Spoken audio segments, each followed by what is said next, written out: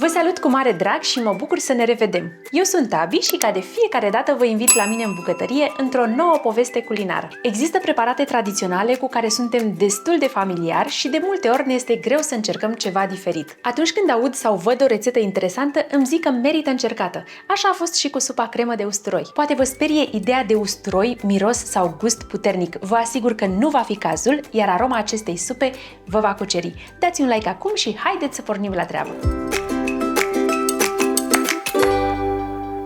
Pentru această rețetă am folosit 6-7 cartofi, 4-5 căpățâni de usturoi, 2 cepe roșii, o ceapă albă, 3-4 linguri ulei de măsline, 3 căni supă de legume, 200 ml smântână pentru gătit, o lingură unt, o linguriță cimbru, o jumătate de linguriță rozmarin, sare și piper după gust, iar pentru servit folosim pătrunjel verde, ceapă uscată sau crutoane din pâine. Mai întâi pornim cuptorul la 200 de grade Celsius la programul cu căldură sus-jos. Curățăm cartofii de coajă și îi punem într-un bol. Curățăm și ceapa roșie, după care spălăm legumele. Tăiem cartofii în cubulețe, iar ceapa în 4. Și le punem într-o tavă pentru cuptor, în care am pus deja hârtie de copt.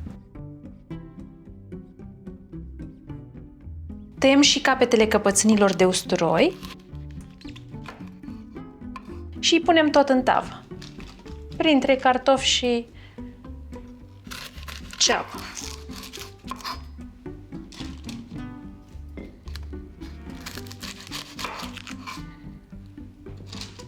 L-am spălat foarte, foarte bine înainte, ca să-l pot pune în coajă. Asezonăm cu rozmarin, cimbru, sare și piper. Punem și câteva linguri ulei de măsline. Insistăm pe căpățânile de usturoi. Amestecăm ușor cu o lingură ca să distribuim bine condimentele. Acoperim cu folie de staniol.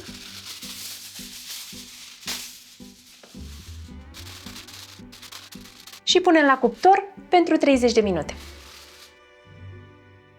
După cele 30 de minute, îndepărtăm folia de staniol și mai lăsăm la copt până legumele încep să se rumenească.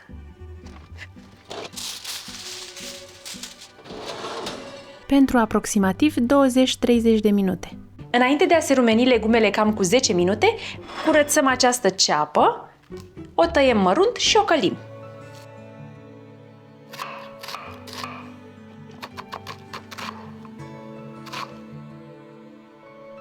Luăm ceapa, uleiul și untul și mergem la foc. În oala în care pregătim supa, punem uleiul,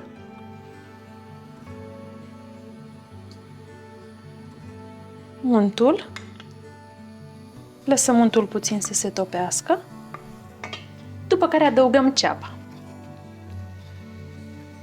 Și lăsăm la călit la foc mic pentru 5-7 minute sau până când începe să se înmoaie.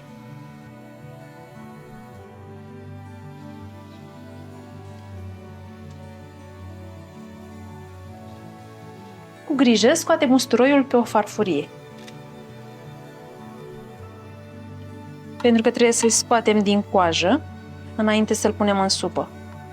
Iar legumele le punem peste ceapă. Cu grijă stoarcem și usturoiul. Au! Cam arde! Au, au, au! Adăugăm supa de legume și smântâna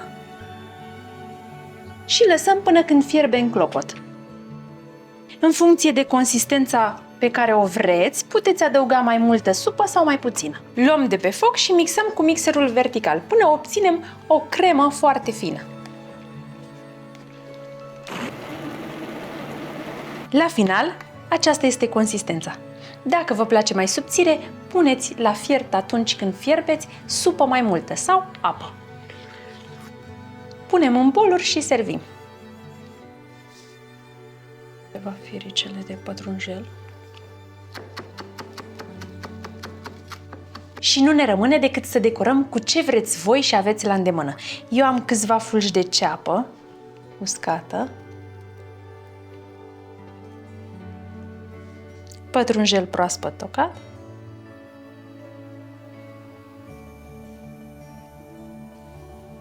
câteva condimente, puțin piper și puțin ulei de măsline.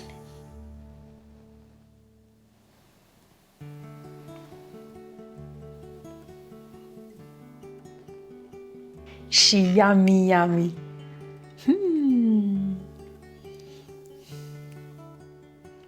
Haideți să vedem cât este de bună. Vai, cât e de bună! Este atât de bună și aromată. Usturoiul se simte foarte subtil, o bunătate. Sper din toată inima ca să încercați și voi rețeta aceasta și să vă convingeți singuri. Bineînțeles că se potrivește de minune cu niște crutoane făcute în casă. V-am mai arătat cum fac crutoanele în casă, în descriere veți găsi un link către această rețetă. Eu zic că merită să încercați această supă, se face ușor, iar gustul este unul aromat și plăcut. Dacă v-a plăcut rețeta noastră de astăzi și ne-ați urmărit până la sfârșit, sper că nu v-ați luat like-ul înapoi, iar noi vă mulțumim. Verificați să aveți clopoțelul pentru notificare activat, apoi distribuiți acest video prietenilor voștri. De asemenea, vă mulțumim foarte mult pentru comentariile voastre și pentru susținere.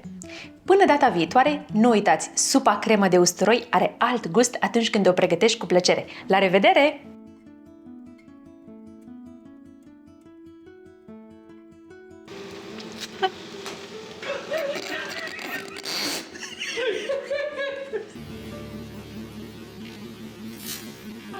Ia de jos!